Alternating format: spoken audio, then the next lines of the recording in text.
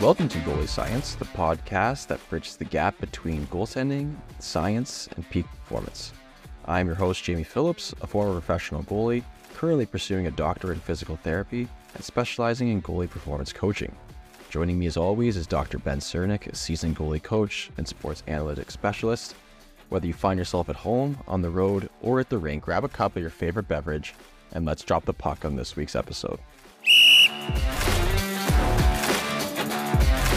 Jamie, it's once again time to relive your childhood. We're going to go through the life of Jamie Phillips and talk about what went wrong.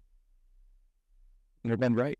Wouldn't that was kind of a little bit of last episode. There was a little, I dove deep in there during that one. I didn't listen to it yet. Hand up. Okay. I just hand up. That's my bad. Wow. Logistics are tough. Like I said in the last pod, it might be surprising, but Ben and I do have other jobs. Unfortunately, the podcast does not sustain. It actually just loses money. It depends how you quantify it. Yeah, that's true. But we were talking about draft stuff, and it is February, and you're probably thinking, wow, this is super early to be talking about the draft. Sure. And my response is, I have been talking to a lot of parents about different drafts. And so it's been on my mind and something I've been talking back and forth with parents, kids, advisors, goalie coaches, teams, all that stuff. Been texting other goalie coaches around North America like crazy this week. So it's been on my brain, and and Ben, being stats guy Ben, I know he's crunched some numbers before, but I wanted to know if there's a little bit more up-to-date numbers on some original findings, because I remember we talked about the Q was a big talking point last time, about this time last year. Yeah, it just it's just had a tough historical run recently. But it's also that's also a product of population size. I think we don't fully appreciate the difference in population in Q just compared to, right? It's of the three major CHL leagues. When you look at as the league strength in general, it's just the weakest of three leagues. And weakest in the sense of who goes on to play at the highest professional level. That doesn't mean that there's not incredible players out of it, right? That's not the argument. It's just a consistent level of slightly less overall productive than the other two leagues. And that's fine. It's just a product of there not being as many people. Yes. And I know the primary league we're going to focus on here is the OHL. So if you are from Western Canada, we do apologize. We could talk about that another one, or bring in someone who's more versed with that. Ben and I grew up in Ontario. We know Ontario. It makes sense. I was drafted in the OHL. My experiences there lasted maybe 2 weeks. Oh, sorry, officially less than 48 hours. I don't think that rule I don't know if that rule still exists. No, there's waivers now. You can play a game. Kid, you know what? I sound like an old person, but kids do have it better in terms of what they can and can't do, and not being yelled at by the NCAA, especially with NLIs. I love it. I was talking with someone with this, and I love it. Did you say NLIs? Did you mean NILs? Did I say NLIs? Well, it's a national letter of intent. It's still a thing that's applicable to college sports. Yeah, or whatever. I don't know. The name, likeness, images, likeness. Yeah. Pay the players. But I think it's great. And I think that, again, talking about Major Junior, there has been some whispers that the rules might change. We talked about it earlier today. We don't think it. I think it's going to happen. You don't think it's going to happen? Yeah, I mean, so for those who haven't heard this yet, I think this is sketchy reporting here. This is strictly rumor science. No, rumor science podcast. I don't remember what I was meant to say. I think the vote is in April, is what I was trying to say. I don't remember when the ruling or the meeting it's in amongst NCAA. Basically, what's happening is, for the longest time, now this is secondhand reporting, so I've heard this from other people talking on this. This is not original source reporting. That originally CHL players lost their NCAA eligibility because players in the CHL could have been signed by NHL teams, which differentiates from the NCAA. You're drafted in the NCAA, like you are, Jamie, and your rights are held. But CHL players who are signed with an NHL team can be assigned back to the CHL. And so that's where the distinction has always been.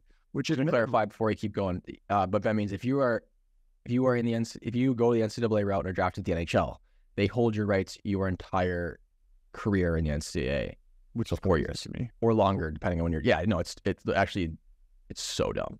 Bad. It ruins a lot of careers. It's bad. including- But not limited to, nope, not limited to Jamie Phillips. Not to it. Sorry, continue. Yeah, so that's where anyways, I think I'm under the impression that this, like, next, whether it's exactly a vote or a, like, committee meeting, I'm not sure. So like I said, bad reporting, is in April. But basically it's going to come down to, should CHL players be allowed to play in the NCAA? Should they, like, because it's it's more complicated and more nuanced than just, like, we assigned our signed player to the CHL, and how does that, impact other players who aren't signed by an NHL team, right? Like, I think that's where it comes down to. Interestingly, like, I think this is bad. And so maybe we'll just, like, think about why. And I'll explain this, because again, I don't know the full structure of what they're proposing, but Jamie, let's have this discussion based on the assumption that you can enter the CHL and leave the CHL at any point to go to the NCAA, like, assuming you're within the appropriate time frame. Yeah. My biggest thing is, my impression is that I think the only group that benefits is the NCAA, and then also the players, the top end players, because what I predict, or what I suspect could happen or would happen, is that if you're a pretty good player, and let's use an example for Leafs fans, Easton Cohen, who was a first round draft pick from the Leafs last year, who's on, like, a 26 game point streak for the London Knights right now. Right? Yeah, that's not bad. But they're drafted, right? And then now they go back to the CHL, and now they're an older player relative to their peers, right? They're in their third year in the CHL, so they're, middle olds for the eligibility of that. Whereas if they had NCAA eligibility, they could be drafted after that year, and now they're college age, right? Yeah. And the NCAA is older, and therefore it's more similar to professional hockey than the CHL is. So, like, in this situation, what would stop Easton Cohen from playing 2 years in London and then going to the NCAA to, let's say, a school like Boston University and playing alongside Macklin Celebrini? Mm-hmm. Right? And so, to me, that raises the point where I think if you're the London Knights, you would hate that. You just lost, you could lose your best player, right? Yeah, it definitely doesn't benefit major. Well, it doesn't. It doesn't benefit major junior in the long term. Short term is any prospects that are very good in that 16, 17, 18-year-old range that would originally have gone the NCAA route and then would have played in the USHL or anything like that would go to the CHL. So, but who hurts the most is a lot of junior A, like tier 2, whatever, USHL, BCHL. Those kind of leagues would hurt, because now the best players would still go major junior because it would be the best junior A league, and they still can move on after. The NCAA would be the biggest, on top of the players, would be the biggest beneficiary in it, because ultimately it's a win-win for them. Yeah, like, and I think the important distinction, and you can tell me if you think differently, but if you're an American-born player and you're one of the best 25 players in your age group, it's probably still better to go to the NTDP than it is to go to a CHL team. Like, if you have an option between playing for the program or playing in the OHL, I think the choice should be clear. You should probably play for the NTDP. Personally, I would agree with that, but I also think the structure of the NTDP is, like, really good, and in terms of what players need, it's, like, basically ideal. Well, it's scientifically the best thing you can do, right? Like, we know from research that this idea of centralization, so taking everybody from a greater geographic area and bringing them to one spot, NTDP, mm-hmm. and giving them access to the best resources, right? USA Hockey's best resources to support these players through their development as they progress to professional hockey. We've seen, like, not a meteoric, but, like, a really great rise in the quality of the NTDP over the last 15 years. To the point now where they are just dominant when you look at their production of professional players, and especially in draft success, right? And so I don't think the CHL rule would change. Like, I don't think people would forego going to the NTDP, right? Like, they have such a strong... They would still go to the program. Yeah, so nothing would change there. So what would happen is you might have better people. Like, a good example might be Macklin Celebrini, right? Who stayed in the USHL as an independent player. They're Canadian. They moved to the US when they were a preteen, maybe early teen. I'm not sure. And then played in the USHL because they wanted to go to college. And they actually, again, they accelerated through high school. So they skipped a grade essentially, and to go to college early, right? But that's you might even see people do that, right? Where they could play a year in the OHL as a first round draft pick, and then they accelerate and they go play their NHL draft year in the NCAA.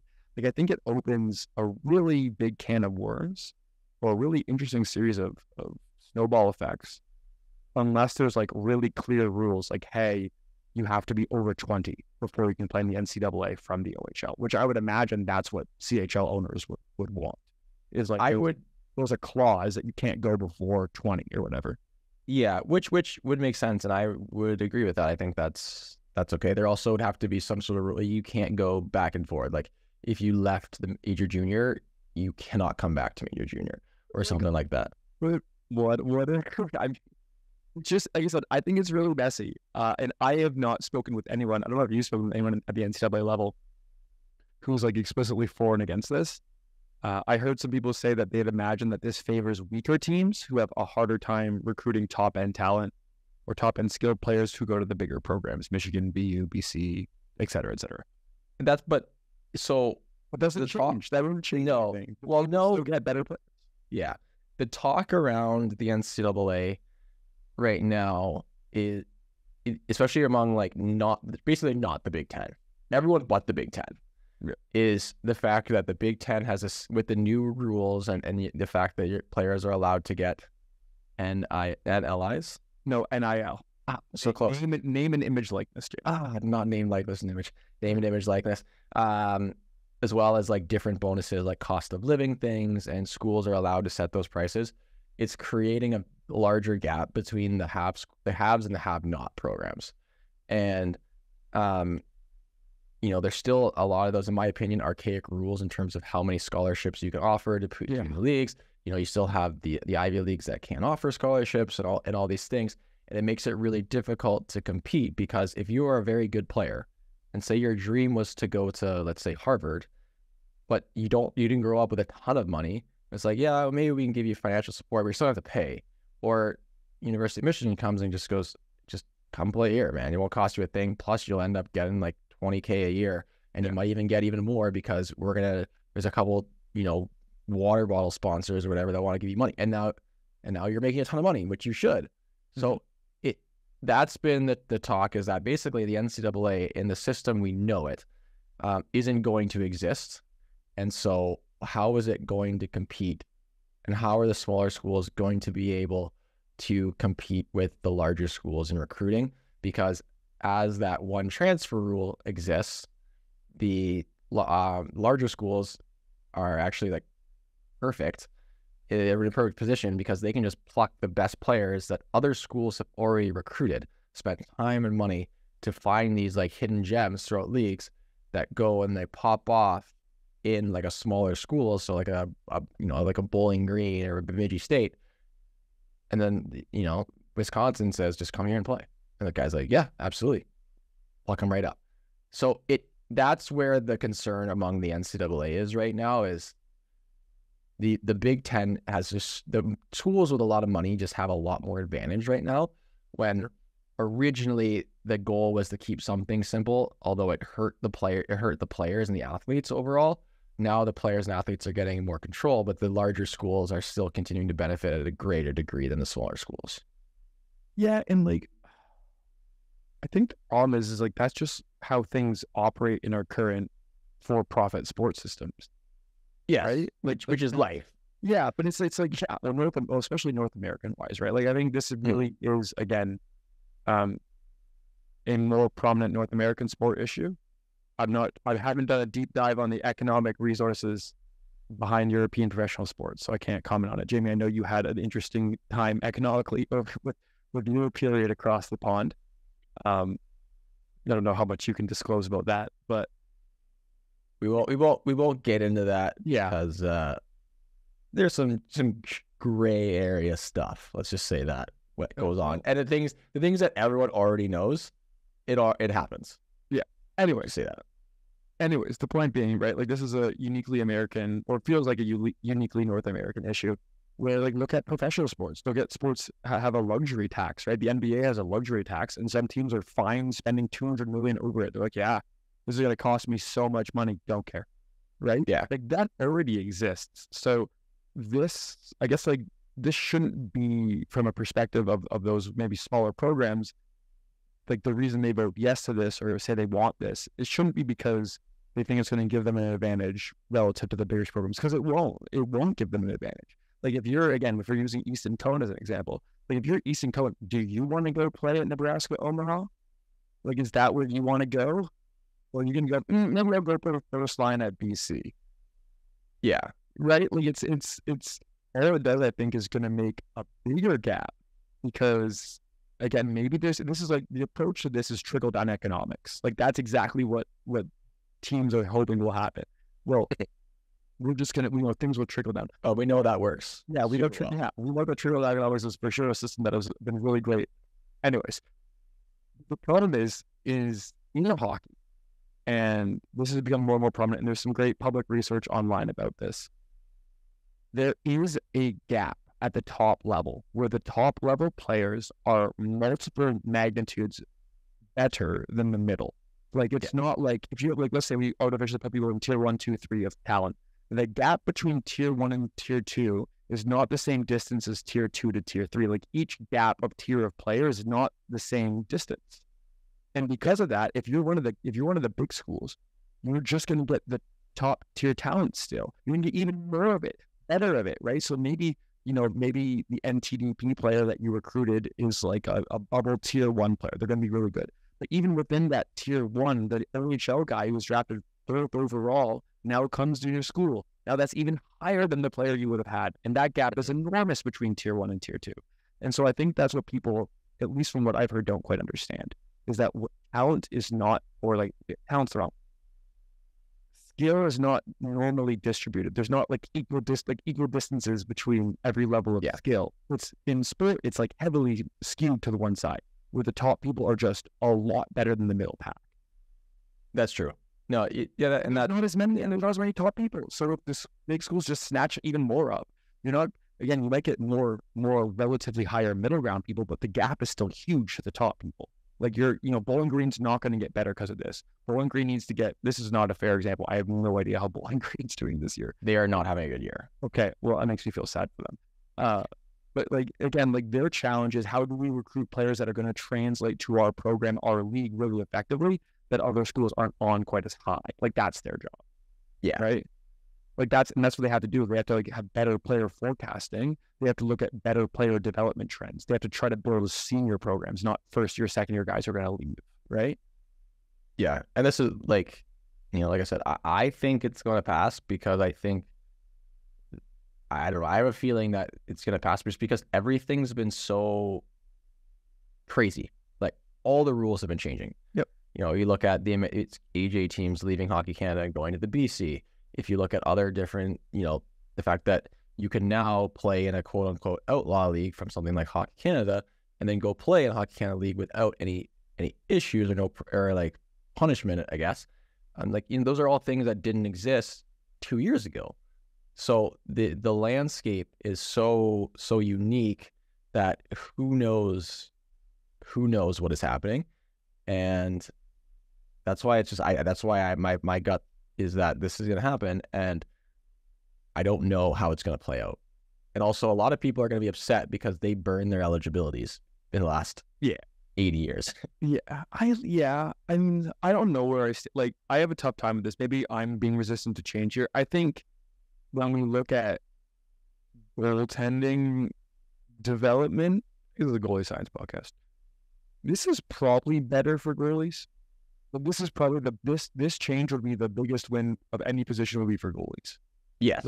So we look at, there's something called like aging curves in sport, right? Where like each player has a relative value at each age group where they're most likely to contribute to the success of their team. There's some great work by Micah McCurdy at Ineffective Math on Twitter, who does, and hockeyviz.com. There's a lot of shout outs there for them. They've done some great public work on aging curves. There's an article called Age and Decay. And the thing is with goalies, because they get into the league so late, there's like a little bit of survivorship bias in the early 20s. So you just don't see basically any contribution from goalies in their early 20s. Well, guess where you could be playing in your early 20s if you're out of the CHL, Jamie? and they'll play college hockey, which like, again, I'm not sure how well this has been mapped in the past. It's hard with sample size issues, but like I could only imagine that being a goalie and going and playing at BC for a year or two is better for your development than going to play in Idaho for a couple of years. And also the carousel that would come with constant player and roster shifts, right? Like how many ECHL teams go through 8 or 9 goalies on a roster in a year? Because the answer is a lot. More than you'd expect, right? Just because there's constant trades and sent downs and ups and downs and yada, yada, yada.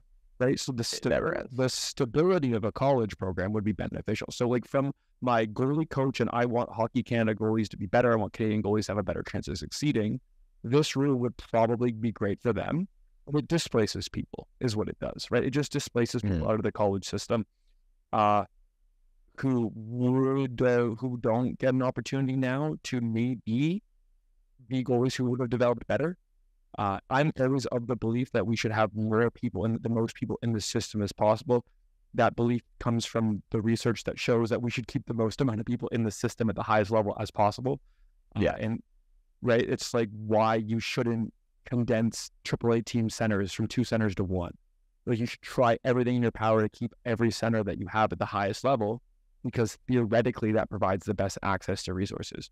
Right? Like if you have 2 sets of really good, willing coaches who are good coaches, by combining them to an age group at 1, you now have created only having 1 access point to 1 set of those coaches at the highest level. Yeah. So that's where I come from on this. Like I think displacing is bad. I think inclusion is good. And I think this whole thing, my vote would be no. But I vote yes. My vote doesn't matter. My vote doesn't matter either. Yeah, like I guess like it depends. Again, who knows? Who knows what it would look like? I would suspect, like I said, maybe to wrap this up, I would suspect if this discussion does not have a clause about early movement, which means like you cannot play in the NCAA until you age out of the CHL. If that clause is not in there, the CHL is going to vastly reconsider. What they're going to have to do, right? And I guess I haven't heard any CHL officials speak about this yet, honestly. Yeah, I actually haven't heard any CHL. It's all been like NCAA wise on the talk, but I guess because it's just so novel and unique that like crazy things are happening. So it's unprecedented times, Jamie. That's the word that we've probably heard the most for the past 5 years. It really is unprecedented times. I think it's a good time to take a break. Yeah, I was going to say, let's take a little break here. When we come back, we'll speak on the hard realities of what it's like to be a goaltender in the CHL.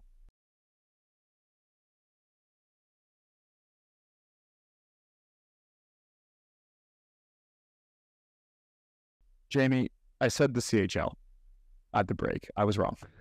We actually just mean the OHL. Yeah, I don't come with any CHL data.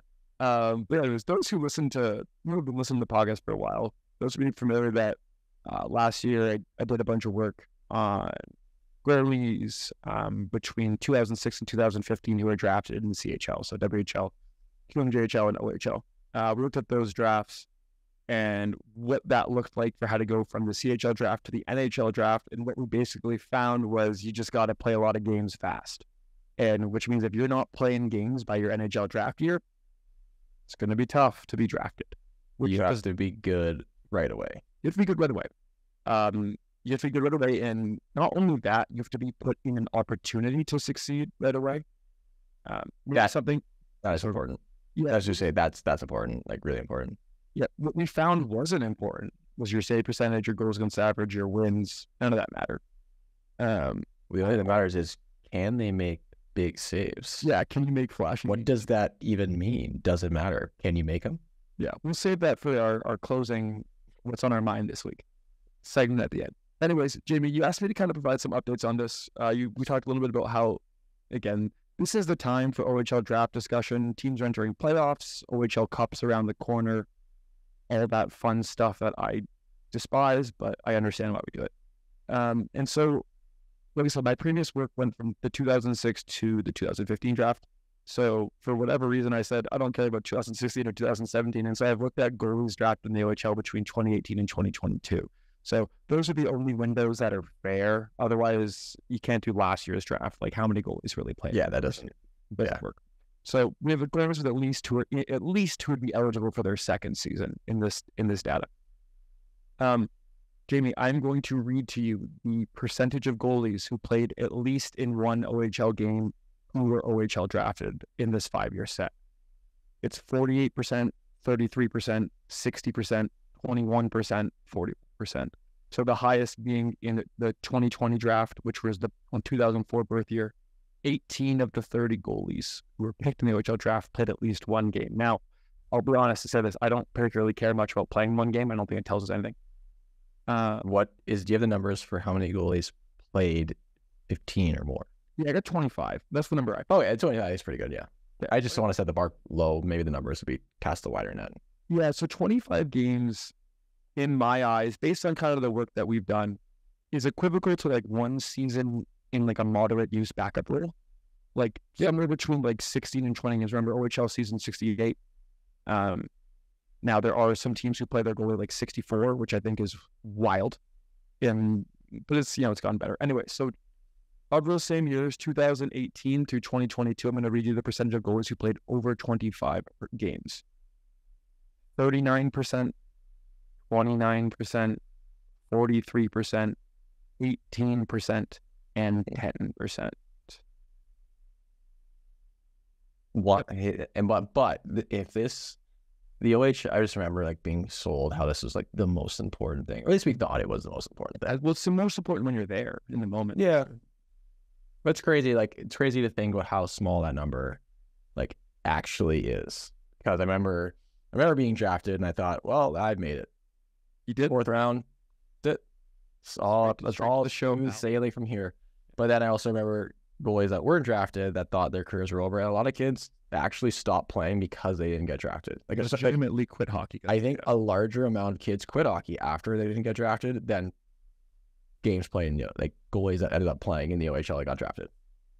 And that's disappointing because, like, if you're playing at like a high level, the AAA, so say you're playing AAA, or even if you're playing like a decent, you're still a good goalie at like AA, and you're 16 years old, 15 years old. It's not done yet. You're not done yet. No. Yeah, and so I mean, those numbers shouldn't be surprising, right? So there's a few things that happen. We still have NCAA goalies who kick back to the OHL. There is European goalies who enter. Now, I think again, this is where I'm little, but they've tightened it down on European entries just because. Didn't they ban it for a brief period? Yeah. I'm not entirely sure what the status is. I'll be honest. Like, this is me being uninformed on this topic, but there was quite the run around our age group where there was like just an absolute pair of international goalies who are really good in the OHL. Right? But this is like wholly unsurprising, right? The OHL at the end of the day is a business. The goal is for those teams to win. The goal is not for them to develop their young players into stars. It's a bit more of a sink or swim mentality. That's not to say the coaches aren't there actively developing their players. I know a bunch of amazing goalie coaches at the OHL level who are out there every day making an impact with their goalies. I know a lot of great assistant head coaches who are there to help their players develop as well. But the system level model is not designed to develop players. It's designed to win, to make money, right? So if you're a team that needs to win, are you going to play your 16, 17-year-old goalie who needs some games to develop? Or are you going to play your 19 or your 20-year-old or go trade for a 20-year-old? Like, the answer is just, it's right there in front of you. Just send that goalie down to junior B and grab him when you need him. Yep. And if you never grab him, well, it is what it is. Yeah, and something to be reminded of, like, again, through these drafts, right? Again, 2018 to 2022, 33 goalies, 24 goalies, 30 goalies, 28 goalies, 39 goalies. Right? There's a lot of goalies taken, like 39 goalies. That had to be a record. I imagine so. I didn't that's the most I've seen from the decade that I looked at, plus this 5. So out of the 15 years across mostly 3 leagues, I've never seen this many goalies taken.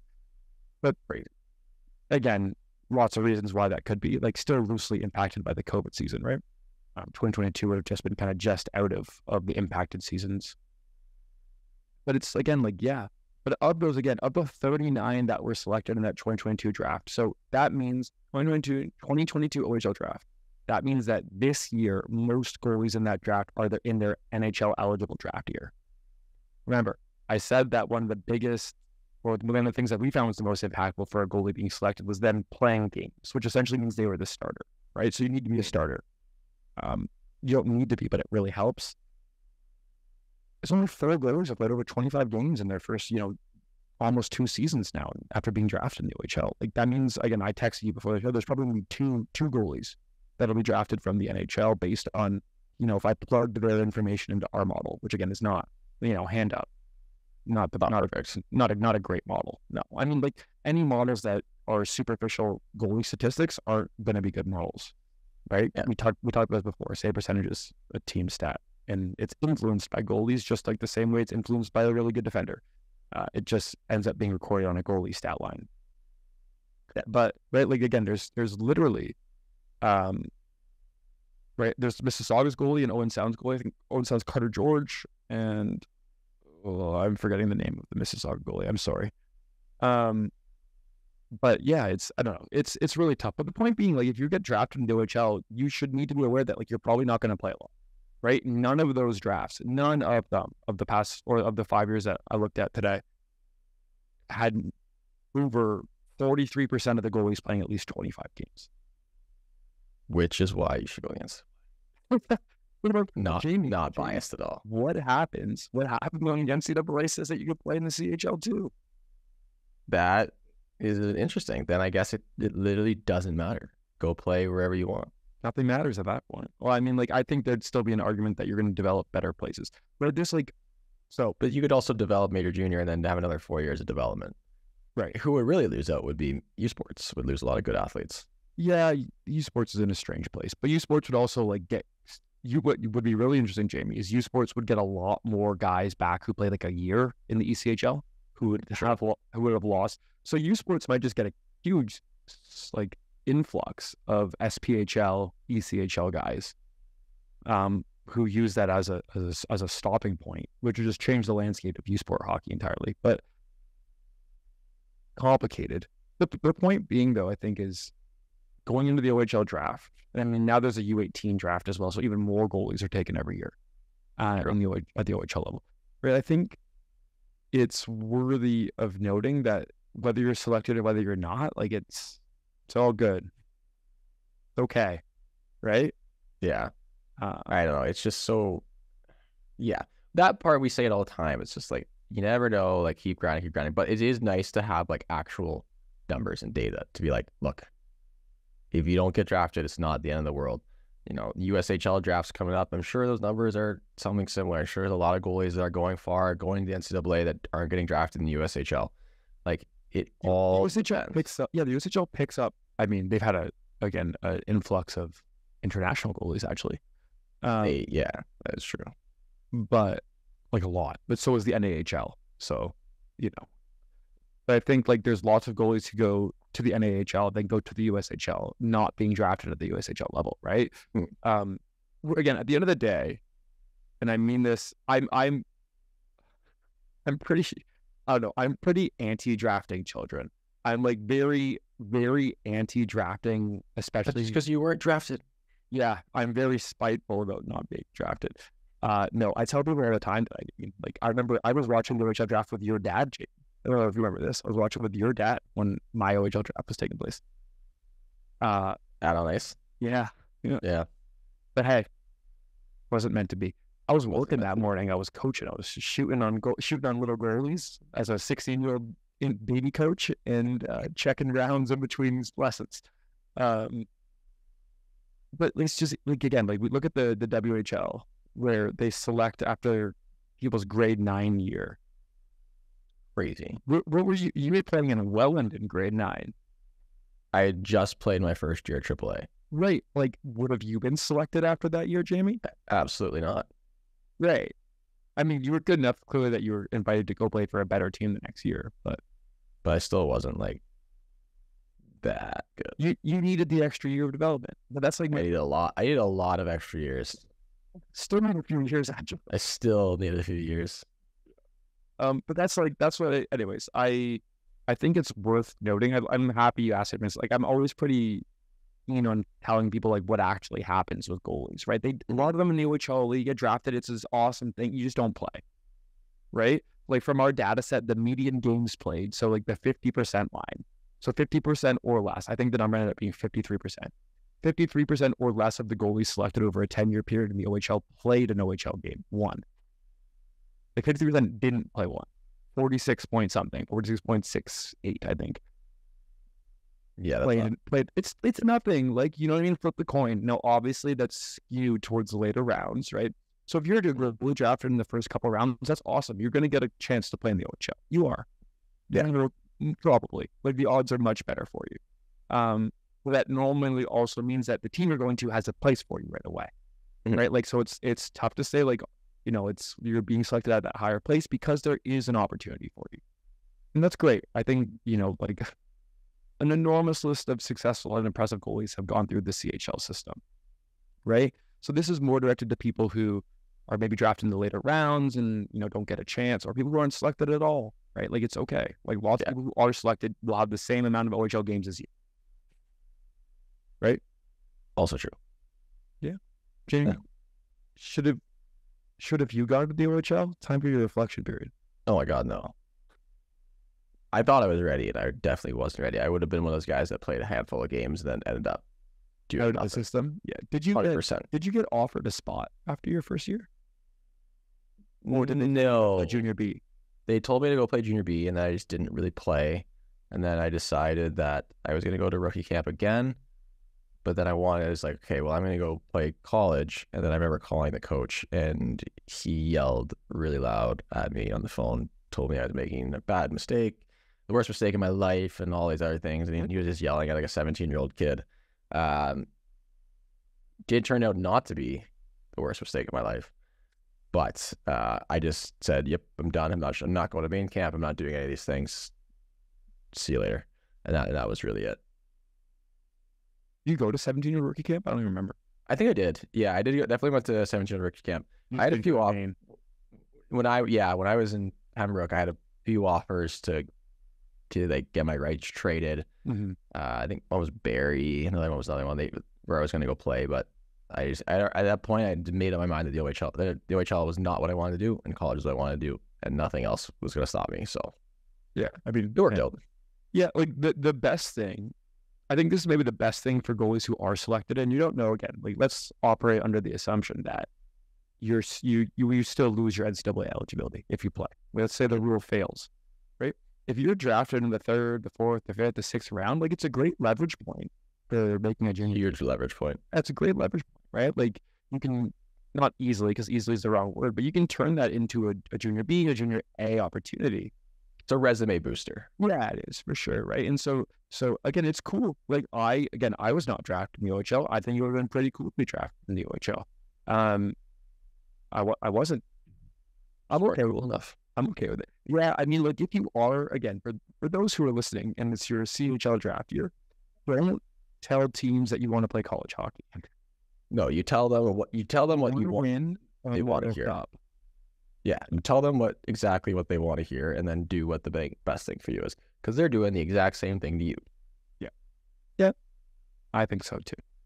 And on that note, that's all I got, James. I think there's the right pathway for people, there's the wrong pathway for people, and ultimately you don't know which one is the right one until you got there. Yeah. Or if like you're someone that really doesn't like school, yeah, then obviously the NCAA is not for you. Like, that's okay. Yeah, you don't. And again, like, we're big proponents of, and again, it's tough in goalie world, right? It is really hard in goalie world because we know the opportunity pathway limitations, right? Young goalies don't get chances. College lets you play longer, right? Like, our approach is rooted in the fact that it's tough out there for goalies. Now, with that being said, there's a lot of incredible U Sport goalies these days. Holy cow, are they good? So much better than I was when I had a brief stint in U Sport. So, like, again, that's to say that if you again, that is another university option. So again, big caveat there that it's school. You got to do school, which is not for everyone, and that's fine. It's tough out here, man. It is tough out here. I don't have any hot takes. I know we're gonna talk about it. I'm gonna save that for another pod, maybe next week. I forgot my hot take too. I kind of maybe it's more of a sad take. I get a little bit sad talking about my like the CHL and even to some degree like the USA like drafts for children. I get a little bit sad about it. Again, nothing to do with me, just about the fact that like I think we treat young people, like young teenagers, we turn them into little professionals really fast. For me, it's a little different. I don't mind it, but I do, as long as like kids and parents are aware that's not the end all be all. Yeah. That's important to me. Like I do think I have no problem with drafts, all these things, but understanding that like, hey, the numbers aren't really that great for the drafts. So keep grinding. Keep kicking. You never know. Yeah. And again, like maybe this is a extra side of draft research, right? So I get to work with some people who've done lots of draft research. They're very smart. They're very cool. And a lot of the time we've said that, you know, people not making it in drafts is because of bad drafting, right? Like, you know, that happens. You select players that they don't turn out. That's life. Mm-hmm. At like the OHL level, like again, like we talked about this in 2022, there's 39 goalies drafted. There's just a bottleneck at that point, right? That's so many people, right? So I don't think it's like a draft accuracy thing. I don't think it's teams drafting poorly. I mean, there's probably a little bit of that, but you're also guessing on children again. But it's just like when you have that many people in the system, like there's high levels of competition. There's lots of really good goalies. The goaltending floor right now is really high, really, really high, really high. Yeah. So I don't know. Like I said, in the grand scheme of things, really cool if you get drafted. Really cool if the CHL pathway is the pathway for you. Like go take that, go run with it, make the most of your opportunity. It's okay if that's not your pathway, right? And I guess we'll see in a few months that maybe you can take a whole bunch of different pathways. Yep, that is true. All right, Jim, that's all I got. You got anything else? I got too. Nope, that's all I got. Call it there. Thanks for listening. If you're interested to hear more about Jamie Phillips' approach to every single thing he does, check out his Patreon. It's got a ton of great resources. I still receive 0% of his money from it. You hate to see it. If you don't want to pay, but it does pay for the expenses that the pod incurs. So yeah, expenses which are low. Anyways, if you don't want to pay Jamie, which you should, don't pay him unless you want to. Check out. Unless you want to get better. If you don't want to get better, then yeah, I wouldn't either. Check out Jamie Phillips Goalie Method. Check him out on Instagram and on YouTube. That's all Jamie Phillips on those platforms. Jamie Phillips 30 on Instagram. Go check out what he's doing over there because it's always great content. If you want to hear more ramblings on nerdy stats things, you know, let's check out what I'm doing, which is today was building an expected goals model. So I'm gonna use cool now. Yeah, you should document more of that stuff for people. Well, the model wasn't good, so it's okay. It's a little bit better than flipping a coin, so we could say it's great. Hey, I'll take that. I'll take those odds at the roulette table. Yeah. All right, everyone. Thanks so much for listening. Catch you next time.